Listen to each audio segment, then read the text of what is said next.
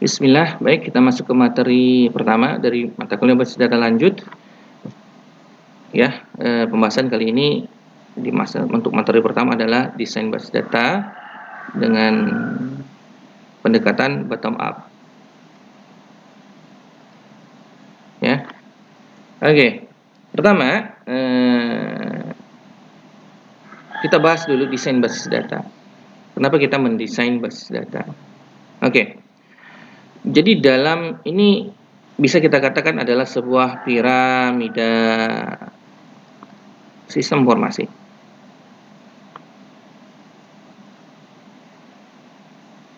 Oke. Piramida sistem informasi.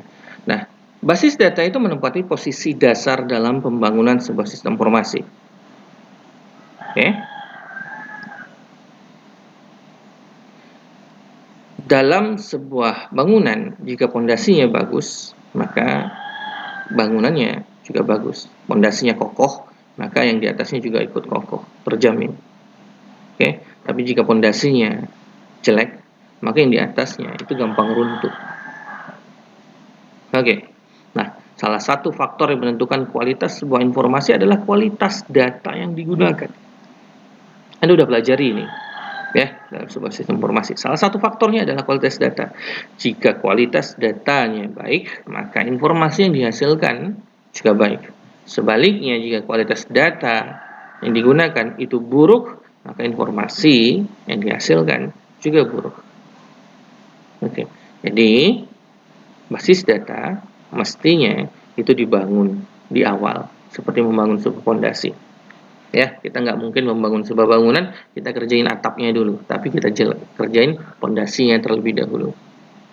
Baik, nah, dalam mendesain basis data itu ada 3 tingkatan, ada konseptual, logikal, dan fisikal.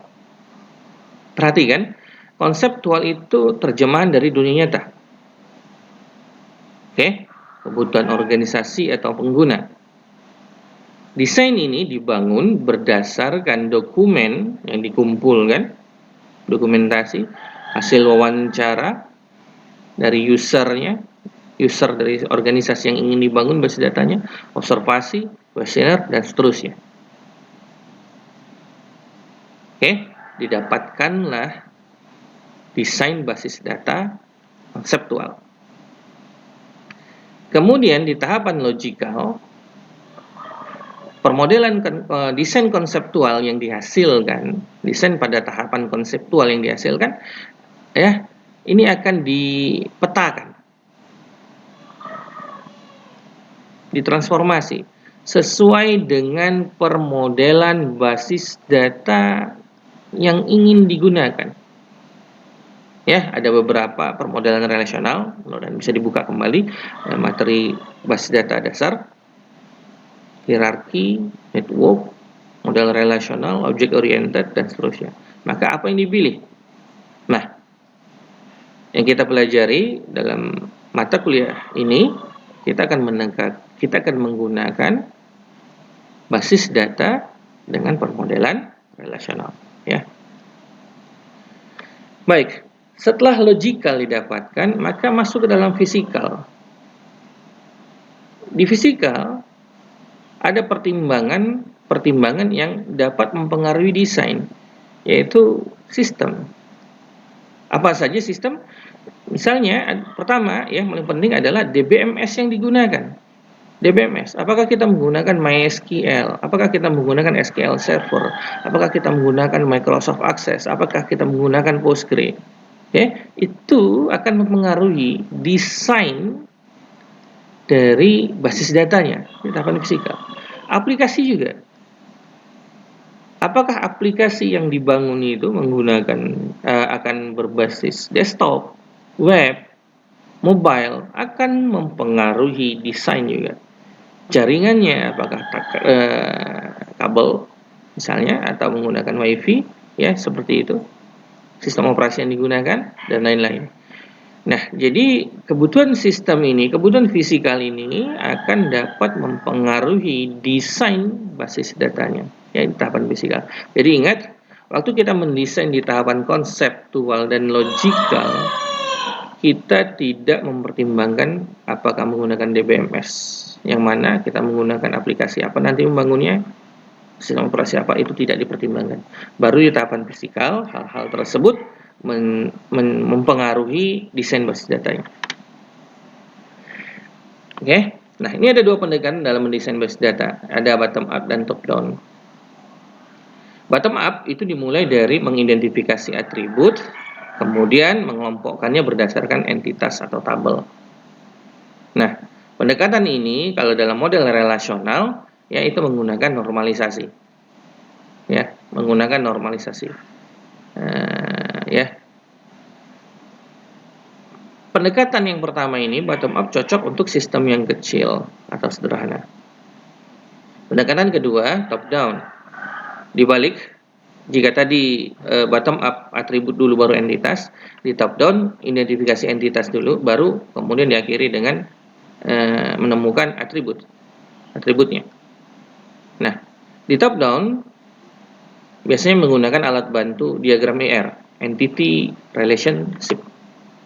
Ya, entity relationship. Nah, ini top down cocok untuk sistem besar atau enterprise. Baik, mana pendekatan yang bagus? Mana yang pendekatan lebih baik? Ya, kebalik tadi ya, nggak ada yang lebih baik dari pendekatan lainnya. Gunakan sesuai kondisi atau kombinasikan. Kombinasikan keduanya. Justru ya, bisa saya katakan bahwasanya pada sistem yang besar kita tetap masih membutuhkan bottom up. Kenapa? Bagaimanapun yang bisa dibantu dengan bottom up. Bagaimanapun sebuah sistem yang besar itu merupakan gabungan dari sistem yang kecil-kecil, ya, sistem yang kecil-kecil seperti itu. Jadi bisa saja kita menggunakan bantuan dengan pendekatan bottom up pada prakteknya. Oke, itu dunia wallahu alam. Baik, kita coba bahas dulu bottom up ya, karena yang memang harus dikuasai yang dulu pertama bottom up yang kecilnya dulu. Nah, ini pada contoh kasus di sini ada sebuah faktur apotik. Oke. Ini adalah kita bisa masuk, misalnya tadi ada 3 tahapan, ini termasuk pada tahapan konseptual. Ya. Ini termasuk tahapan konseptual. Ada objek dunia nyata. Ini ada dokumen ya. Ya. Ini ada dokumen. Oke. Kita masuk dokumen, ini ada dokumen dunia nyatanya, kemudian kita coba identifikasi data yang dibutuhkan. Ini masih di konseptual. Kita lihat di sini ada tanggal faktur, nama faktur, item, nama obat dan seterusnya. Ini data yang dibutuhkan. Sisanya tampilan informatif pada kertas faktur. Maksudnya apa? Coba lihat di sini, ini data apotik. Ini ada tulisan Apotik Mayang. Ini ada judulnya. Ini ada tulisan nota penjualan. Bukankah ini hanya sebuah tampilan informatif? Ini ya Rp17.000. Misalnya yang ini ya. Ini datang dari sini. Rp17.000. Ini hanyalah sebuah tampilan informatif. Ya, memberikan informasi tambahan dari faktur ini. Sedangkan data yang sesungguhnya adalah ini. Oke, ini ada nama itemnya, kemudian berapa piece jumlahnya, kemudian ini harga per piece-nya, nama, dan seterusnya. Oke, nah jadi kalau kita buatkan tabel faktur ini, kita terjemahkan dalam bentuk tabel, hasilnya adalah seperti ini. Ya, hasilnya adalah seperti ini. Mudah-mudahan bisa dipahami tabel ini dibuat berdasarkan apa. Baik, di sini kita coba asumsikan, karena kita cuma punya satu contoh faktur. Kita asumsikan ini ada lebih dari satu transaksi. Ini transaksi 1, ini transaksi 2, ini transaksi 3, ya.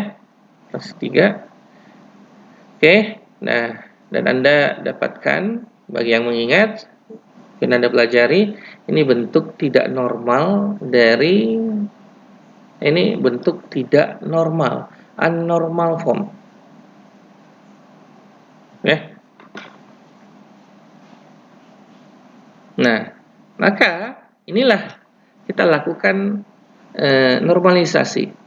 Yang udah belajar normalisasi itu ada bentuk normal pertama, bentuk normal kedua, bentuk normal ketiga. Walaupun ya dalam teorinya lebih ada sampai bentuk normal ke-6, tapi kita bahas sampai bentuk normal ketiga saja.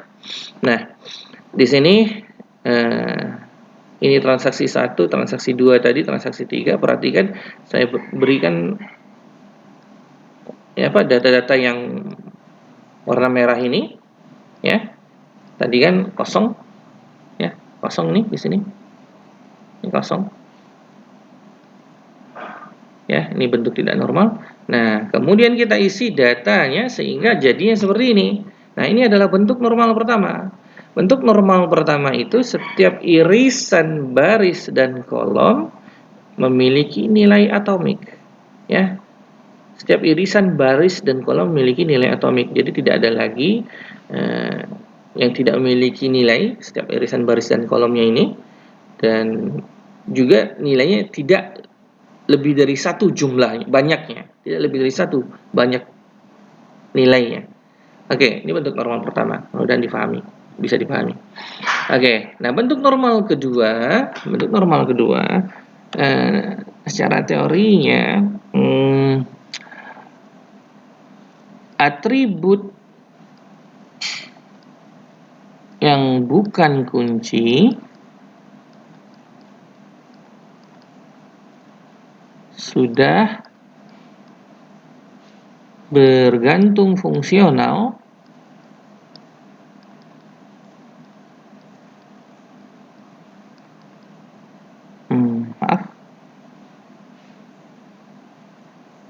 bergantung fungsional terhadap kuncinya. Atribut yang bukan kunci sudah bergantung fungsional terhadap kuncinya. Oke, ini teorinya. Pada bentuk normal kedua, sesungguhnya yang terjadi adalah dekomposisi satu tabel yang besar tadi menjadi beberapa tabel yang kecil. Bagaimana mendekomposisinya? Ini tadi, kunci. Berdasarkan kuncinya. Oke, jadi kalau kita lihat tabel besar ini, kita bisa lihat ada nomor faktur. Ini kan kunci ya, ini kunci. Dari sini ini satu kuncinya.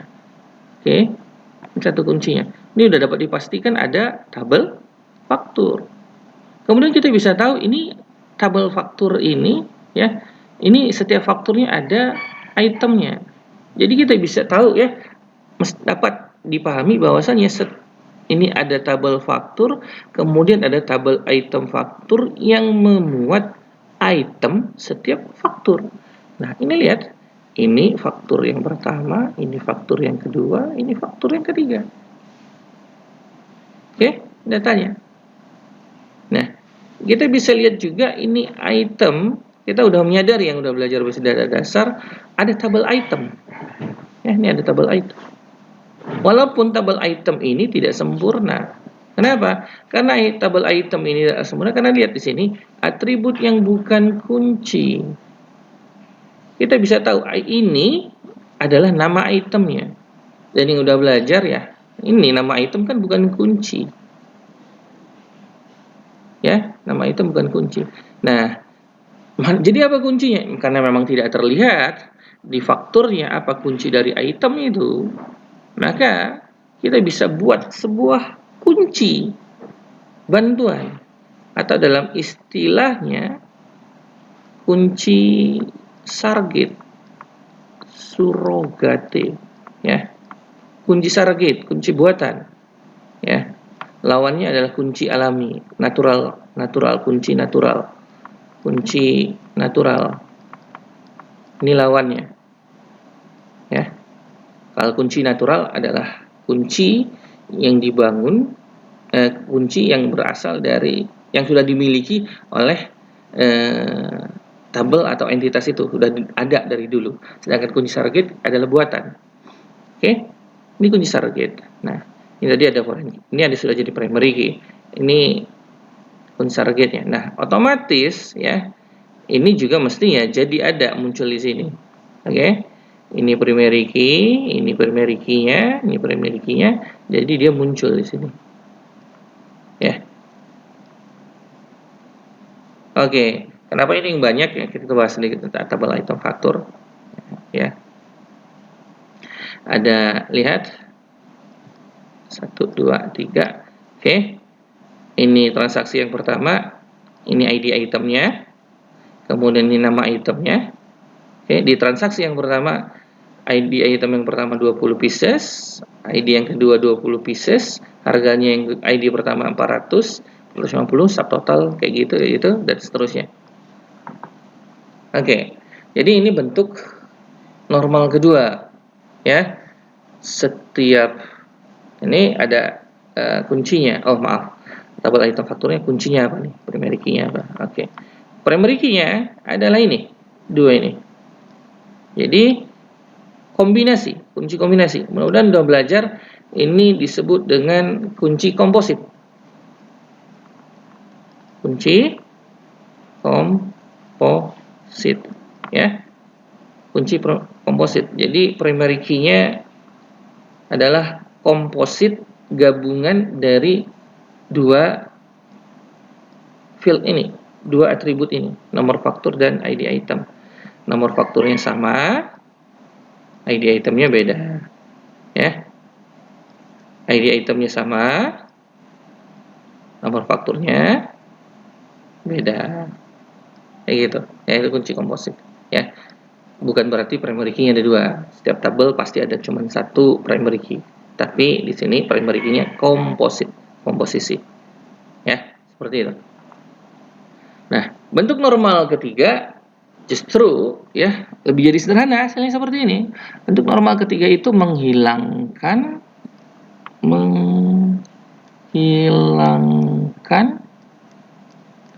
ketergantungan transitif. Contoh, lihat di sini, perhatikan yang tabel item faktur di sini. Banyak ya di sini. Tapi nama item ini hilang. Kenapa? Karena dengan mengetahui ID-nya, kita bisa tahu namanya. Mengingatkan Anda sesuatu? Ya, ID item adalah sebuah foreign key.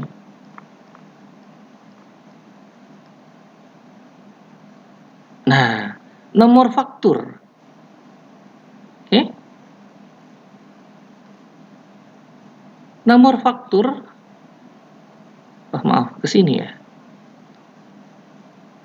Kita hapus dulu. Eraser. Oke. Ya, juga adalah sebuah foreign key. Ya, mengacu kepada tabel faktur. Oke, seperti itu. Pieces harga. Loh, kemana yang lain? Mana subtotal dengan total? Jadi subtotal ini juga dihilangkan dan total ini juga dihilangkan karena subtotal ini dan total ini sesungguhnya adalah data yang dihasilkan dari data lain. Subtotal dapatkan dari pieces kali harga, ya. Subtotal dapatkan dari sini. Sehingga kita nggak butuh sebenarnya subtotalnya. Yang kita butuhkan pieces dan harga, kita udah tahu subtotalnya. Demikian juga total. Total adalah 17.000, ini 8.000 ditambah 9.000. Maka kita juga tidak perlu totalnya karena dapatkan dari subtotal. Subtotal tidak kita perlukan karena didapatkan dari pieces dan harga. Sehingga bentuk normal ketiga ya adalah seperti ini. Nah, jadi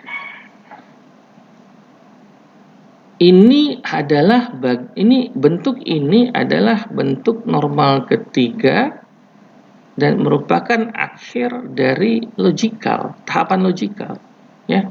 Ini akhir dari tahapan logikal. Dengan menggunakan normalisasi, kita bisa mengetahui bahwasannya, ya kita kembali ke atas, faktur ini dapat dibangun dengan menggunakan basis data seperti ini, ya, yang terdiri dari tabel-tabel seperti ini komposisinya. Nah, kemudian tinggal kita bentuk struktur datanya ketiga tabel ini, tabel faktur, tabel item faktur seperti ini. Ya, nomor faktur, tanggal faktur yang tadi untuk tabel faktur, tabel item, ID item, nama item, faktur, nomor faktur, ID item, fees, dan harga. Perhatikan, saya tulis ini 9 karakter, ukuran tetap, unik, primary key. Untuk nomor faktur, ID item, angka, unik, primary key, dan seterusnya. Perhatikan. Loh Pak, kenapa enggak? Misalnya, char atau varchar. Jangan gunakan bahasa seperti itu. Jangan gunakan terminologi char atau varchar. Karena itu adalah terminologi yang digunakan oleh DBMS. DBMS. Dan ingat kembali, ya, bahwasanya ya, DBMS itu ada pada tahapan fisikal. Ya, pertimbangannya menggunakan pada tahapan fisikal. Jadi, pada tahapan logikal kita tidak menggunakan istilah-istilah seperti varchar, char, varchar, dan seterusnya. Ya, kita gunakan bahasa kita sendiri, 9 karakter, ukuran tetap, ya, angka unik 30 karakter seperti itu. Nanti pada tahapan fisikal baru, ya, kita menggunakan DBMS apa? Oke, karakter itu misalnya diakses menggunakan terminologi short text, long text. Oke, atau MySQL menggunakan char, varchar. Kalau SQL Server menggunakan nvarchar, nchar, istilahnya seperti itu, terminologinya seperti itu, ya. Jadi jangan kita gunakan dulu istilah-istilah tersebut sebelum kita masuk ke tahapan fisikal. Baik, ini skema basis data dan ini strukturnya pada tahapan logikal. Oke, kenapa nggak kita akhiri di sini? Kenapa nggak sampai fisikal? Ya karena fisikal kita butuh menggunakan DBMS-nya.